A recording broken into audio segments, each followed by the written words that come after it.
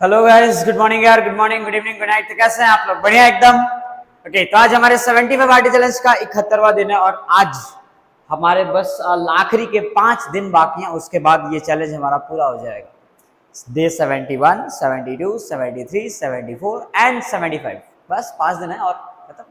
ठीक है, तो बोर्ड एग्जाम भी आप लोगों के बहुत नजदीक आ गए होंगे। आ गए होंगे, बस 3-4 दिन तो बचे हैं। बचा ही क्या इसमें ना, 13 तारीख को तुम लोगों का मैथ्स का पेपर है और ये चीज़ें है आपकी जो खत्म हो जाएंगी। जैसे आज 6 तारीख है ना, चलो स्टार्ट करते हैं। फिलहाल अपन 71 डे क्या करना है आज, हमें करना है फॉर्मूले देखने हैं। ठीक है, सारे फॉर्मूले पढ़ेंगे अपन। और इसके पहले जब हमने लेक्चर किया था, उस लेक्चर के अंदर हमने 1 to 5 चैप्टर के सारे फॉर्मूले देखे थे। ठीक है, 1 to 5 है ना, 1 to 5 के सारे फॉर्मूले हमने कंप्लीट कर लिए थे। अब उसमें आगे चैप्टर नंबर 6, 7, 8, 9, 10 इनके फॉर्मूले हम आज देखने वाले हैं। जो भी एनसीईआरटी में हमें फॉर्मूला गिवन है या फिर बोर्ड एग्जाम में हम अगर वो फॉर्मूला इस्तेमाल होता है, तब उन फॉर्मूलों को यहाँ पे देखेंगे, उन फॉर्मूलों को हम सीख लेंगे और वही फॉर्मूला हमें जो है आगे जाके अप्लाई करना होगा। Clear sir? चलिए स्टार्ट करते हैं विद फॉर्मूलाज। ठीक है, तो फॉर्मूले के लिस्ट में चैप्टर नंबर 5 के बाद जो हमें चैप्टर नंबर 6 में आता है आपके ट्राइंगल्स। अब ट्राइंगल के अंदर आपका कोई फॉर्मूला नहीं होता, बट आपको एरियाज वगैरह के फॉर्मूले में लिखवाता हूँ ट्राइंगल के अंदर। ठीक है, लाइक आपको जो एरिया ऑफ ट्राइंगल का फॉर्मूला पता होना चाहिए। एरिया ऑफ ट्राइंगल बहुत बेसिक सी बात है, half into base into height होता है। ठीक है, फिर दूसरा आपको पता होना चाहिए कि area of equilateral triangle. Area of equilateral triangle, equilateral triangle ये कितना आ जाएगा? ये आ जाएगा आपका √3/4 इंटू साइड का स्क्वायर। ठीक है, फिर जो है आपको पता होना चाहिए area of scalene triangle. Scalene triangle मतलब क्या हुआ? ऐसा ट्राइंगल जिसके तीनों साइड अनइक्वल हो, तो उसका एरिया क्या होता है? Scalene triangle is equal to, इसका फॉर्मूला होता है √S into S minus A into S minus B into S minus C, जहां पे S की वैल्यू हो जाती है A plus B plus C divide by 2। ये आपको ये फॉर्मूला याद है? ये हीरोन्स फॉर्मूला पढ़ा था आपने, 9th में पढ़ा होगा, 9th में ना, तो वो स्केलेन ट्राइंगल का फॉर्मूला होता है। ठीक है, फिर आपको और ना आपको पता होना चाहिए कि area of right isosceles triangle, right isosceles triangle, हाँ इसका एरिया क्या होता है? इसका एरिया होता है, ठीक है, हाइपोटेन्यूज का स्क्वायर डिवाइडेड बाय 4 है ना, ये इसका एरिया होता है। आपको ध्यान रखना क्या होता है? हाइपोटेन्यूज का स्क्वायर डिवाइडेड बाय 4। हाइपोटेन्यूज का स्क्वायर डिवाइडेड बाय 4 करने से राइट आइसोसेलेस ट्राइंगल का आपको जो है एरिया मिल जाएगा ना। ये ट्राइंगल का मैंने एरिया वगैरह के बारे में बता दिया। ठीक है, दूसरा इसमें एक और इंपॉर्टेंट फॉर्मूला जो कभी कभी पूछा जाता है, वो आपको डायगोनल ऑफ स्क्वायर पता होना चाहिए। और डायगोनल है ना, डायगोनल ऑफ स्क्वायर, तो स्क्वायर का जो डायगोनल होता है वो उसकी साइड का √2 टाइम्स होता है। इन शॉर्ट आप a√2 कह सकते हो। स्क्वायर साइड अगर ये है तो उसका डायगोनल कितनी उसकी लंबाई हो जाएगी? a√2। ये चीज आपको ध्यान रखनी है। ये चैप्टर 6 के आपके जो है यूज होने वाले इंपॉर्टेंट फॉर्मुलाज हो गए। ठीक है सर? अच्छा, और क्या क्या कह सकते हो आप? अब चैप्टर नंबर 7 की बात करें, इंपॉर्टेंट फॉर्मुलाज वगैरह ना, चैप्टर 6 में एक थ्योरम भी आता है। थ्योरम बारे में भी आप देख लो ना, बीपीटी थ्योरम आपने पढ़ा होगा कि अगर एक ट्राइंगल बनाया, ट्राइंगल के अंदर आपने पैरेलल लाइन ड्रॉ करी। ठीक है, अगर ये ए है, ये बी है, इसे सी कह दिया तुमने, और ये डी और ई दे रखा है, तो ये फॉर्मूला आपने पढ़ा होगा, थ्योरम पढ़ा होगा, एडी पढ़ा होगा आपने, AD divide by B D is equal to क्या होता है? A divide by C. ये होता है बीपीटी थ्योरम, ये भी तुमने पढ़ा होगा।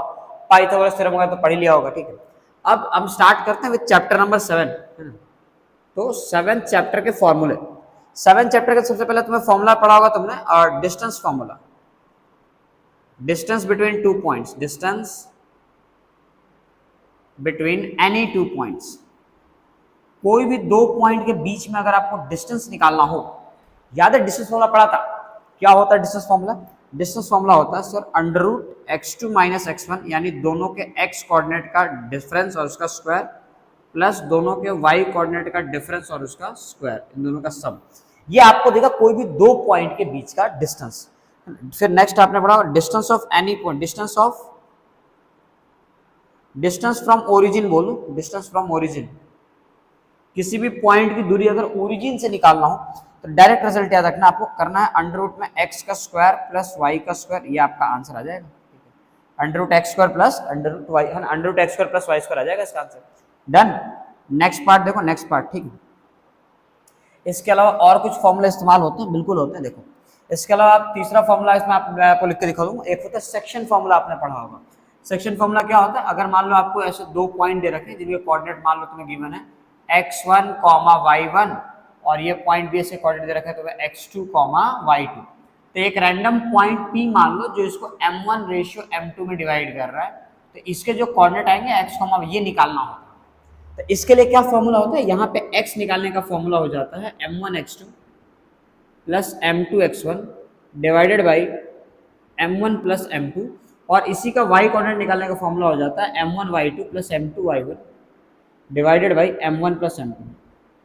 डन। ये सेक्शन फॉर्मूला कहते हैं इसे। क्लियर।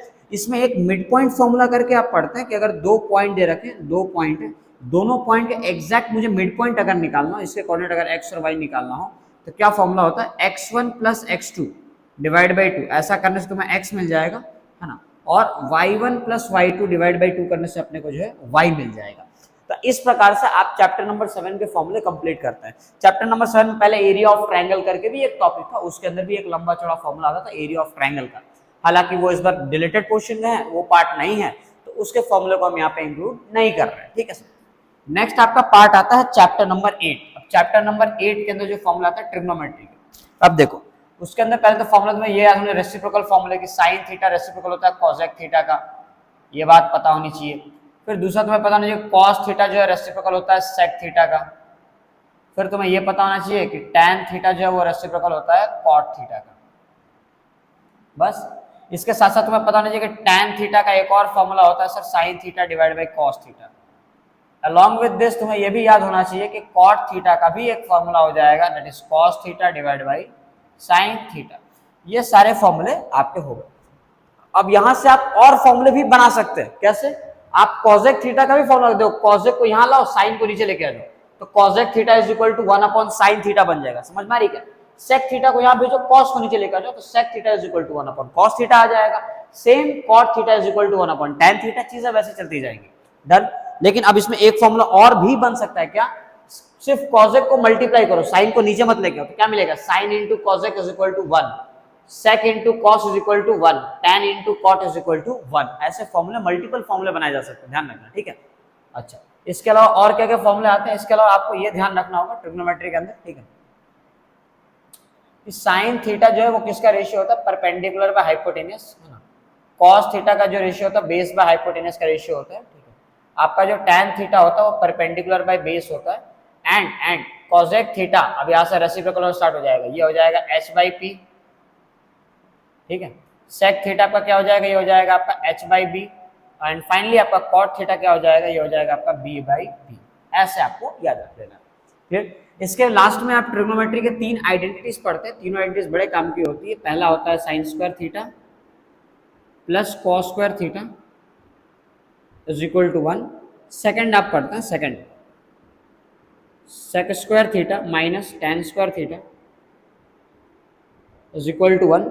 एंड थर्ड आप पढ़ते हो cosec square theta minus cot square theta is equal to 1। ये 3 आइडेंटिटीज और इस्तेमाल होती है, ठीक है, ध्यान रखना। अच्छा, इन दो को ना तोड़ा जाता है, A square minus B square form में ना, एक आइडेंटिटी और बन जाती है। इसमें क्या बन जाती है? Sec theta plus tan theta into sec theta minus tan theta is equal to 1। ये भी ध्यान रखना, ठीक है। आप ये भी कह सकते हो कि sec plus tan sec minus tan का रेसिप्रोकल होता है। क्लियर। एंड लास्ट आप सेम कॉसेक थीटा को ब्रेक कर दो, तो ये क्या हो जाएगा आपका? Cosec theta plus cot theta into cosec theta minus cot theta. बस ये भी आ जाएगा आपका 1 के इक्वल। तो हो गए आपके ट्रिग्नोमेट्री तक के सारे फॉर्मूले आपके कंप्लीट हो जाते हैं। चैप्टर नंबर 9 जो आपका हाइट एंड डिस्टेंस है, उसके अंदर हमें कोई भी फॉर्मूला यूज नहीं करते हैं, ठीक है, उसके अंदर कोई भी फॉर्मूला यूज नहीं होता। हाँ, चैप्टर नंबर 9 के अंदर यूज होने वाली ट्रिग्नोमेट्री होती है। वो ट्रिग्नोमेट्री की कौन कौन सी चीजें आपको चैप्टर नंबर 9 में आएंगी वो मैं आपको बता देता हूँ, ठीक है सर। चैप्टर नंबर 9 के अंदर आपको देखो, एक तो ट्रिग्नोमेट्रिक में टेबल भी आता है। टेबल क्योंकि कोई फॉर्मूले में काउंट नहीं होता, तो टेबल को मैंने यहाँ पे नहीं लिखवाया। हाँ, उस टेबल को हम लिखवा देंगे चैप्टर नंबर 9 में। क्यों? क्योंकि चैप्टर नंबर 9 में वो टेबल का यूज होता है, बहुत ज्यादा यूज होता है। डन। ये चैप्टर नंबर 8 तक आपको करवा दी गई। नेक्स्ट देखते हैं चैप्टर नंबर 9 के अंदर उन टेबल को मैं अगर लिखवा दूं आपको। देखो, एक ये आपके काम आएगा चैप्टर नंबर 9 में, चैप्टर नंबर 9 में एक आपको ये काम आएगा, ये दो आपको ध्यान रखना है बस। इसके अलावा चैप्टर नंबर 9 में जो आपको काम आएगा उसको मैं अभी लिखवा देता हूँ, ठीक है। उसको हम एक काम करते हैं, यहाँ से लिख लेते हैं। आपको ध्यान रखना है साइन थीटा की वैल्यू, साइन थीटा है ना, कॉस थीटा और टेन थीटा। हालांकि ट्रिग्नोमेट्री आपको एप्लीकेशन ऑफ ट्रिग्नोमेट्री में चैप्टर नंबर 9 में सिर्फ साइन और टेन की ही वैल्यू याद रखनी, कॉस की जरूरत नहीं पड़ेगी। स्टिल मैं आपको लिखवा दे रहा हूँ, ठीक है। आपको ध्यान रखना है 0 डिग्री, 30 डिग्री, आई होप ये पार्ट विजिबल हो आपको, 45 डिग्री एंड लास्टली आ जाएगा आपका 60 डिग्री एंड देयर आफ्टर यहाँ पे आ जाएगा 90 डिग्री। मान लो अगर ये पार्ट आपको विजिबल ना हो, ठीक है, क्योंकि मैं चेक तो कर नहीं रहा हूँ, जहाँ तक मेरा मानना है विजिबल नहीं होगा, ठीक है, तो क्या कर सकते हैं, कुछ तो करना पड़ेगा, है ना। तो काम करो, मैं यहाँ लिख देता हूँ, ठीक है, यहाँ लिख देते हैं अपन, यहाँ लिख देते हैं, ठीक है। 0 डिग्री, 30 डिग्री, 45 डिग्री, है ना, 60 डिग्री एंड लास्ट आ जाएगा आपका 90 डिग्री, ठीक है। Done done done done done done. किसके लिए हम लिख रहे हैं ये हम लिख रहे हैं साइन थीटा के लिए, कॉस थीटा के लिए एंड लास्ट हम लिख रहे हैं टैन थीटा के लिए, ठीक है सर। सभी की वैल्यूज हम यहाँ पे लिखने जा रहे हैं। तो साइन 0 आपको जैसे कि आपको पता होना चाहिए, साइन 0 0 हो जाएगा, 130 1/2 हो जाएगा, ये आ जाएगा 1/√2, ये तुम्हारा हो जाएगा √3/2, ये आ जाएगा 1। कॉस थीटा इसका उल्टा हो जाएगा, 1 आ जाएगा, √3/2 हो जाएगा, ये 1/√2 हो जाएगा, ये 1/2 हो जाएगा और ये हो जाएगा तुम्हारा 0। tan 30 में कितना हो जाएगा, tan 0 0 आ जाएगा, ये आ जाएगा 1/√3, ये हो जाएगा तुम्हारा 1, ये हो जाएगा आपका √3, ये हो जाएगा नॉट डिफाइंड, नॉट डिफाइंड। तो ये आपको वैल्यूज याद होनी चाहिए ट्रिग्नोमेट्री के टेबल। अब बात करते हैं चैप्टर नंबर 10 की। चैप्टर नंबर 10 के अंदर भी तुम्हारे कोई इंपॉर्टेंट फॉर्मूला नहीं होते, हाँ एक आध थ्योरम वगैरह जो होते हैं वो तुम्हें बता देता हूँ। चैप्टर नंबर 10 में तुम्हारा एक थ्योरम आता है, थ्योरम 10.1, ये बड़ा आसान सा थ्योरम है। इसका बताया था कि अगर सेंटर से कोई लाइन, सेंटर से यदि कोई लाइन, है ना, सर्कल के टेंजेंट पे, है ना, टेंजेंट पे अगर से टच करे तो यहाँ पे परपेंडिकुलर फॉर्म करेगा। सेंटर से कोई लाइन टेंजेंट पे अगर टच करेगी तो वो उससे परपेंडिकुलर होगा, ये बात आप पे, ये थ्योरम 10.1 बताता है आपको। फिर थ्योरम 10.2 आप पढ़ते हो, जिसके अंदर आपको ये बताया जाता है कि अगर एक एक्सटर्नल पॉइंट है, कोई सर्कल है, सर्कल के एक्सटर्नल पॉइंट से अगर आप दो टेंजेंट बनाओगे तो ये जो दोनों टेंजेंट बनेंगे, लाइक पी, इसको कह दो ए और इसे कह दिया अपन ने बी, तो यहाँ पे आप कह सकते हो कि पी ए की जो लंबाई आएगी वो पी बी के इक्वल आएगी। क्यों ऐसा?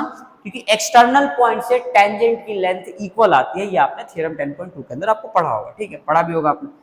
नेक्स्ट आपको एक ये ध्यान रखना होगा कि अगर एक सर्कल है उस और वो एक क्वाड्रिलेटरल के अंदर इंस्क्राइब्ड है, डन, तो इसके अंदर आपको ये चीज मैं बहुत बार बता चुका, बहुत इंपॉर्टेंट होगा ये। अगर ये ए बी सी और डी है तो आपको ध्यान रखना है कि A B plus C D, opposite side का sum A B plus C D जो है वो is equal to B C plus A D आएगा, B C plus A D, ये चीज ध्यान रखना, ठीक है।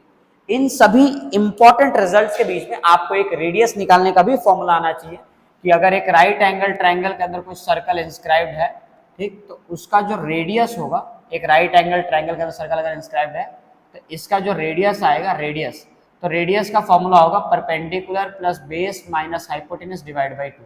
इस फॉर्मूले से आपको राइट एंगल ट्रायंगल के अंदर इंस्क्राइब्ड सर्कल का रेडियस निकल आएगा।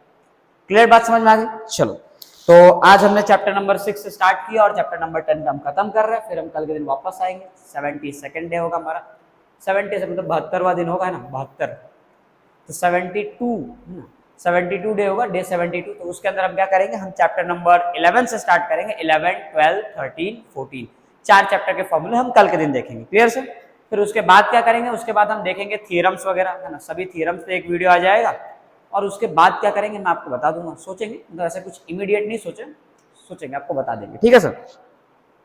चलो, तो आज के लेक्चर में हम सिर्फ इतना ही करने वाले हैं। आप इसके नोट्स वगैरह बना लेना, फॉर्मूले वगैरह लिख लेना, फॉर्मूले बुक में ऐड कर लेना है सभी फॉर्मूलों को, सारे फॉर्मूले बहुत इंपॉर्टेंट है आपके जो मैंने बताए। Done sir? चलो, तो इसके बाद मिलेंगे अपन कल के दिन, है ना, तब तक पढ़ाई करते रहे। ऑल द बेस्ट सभी को, चलो बाय।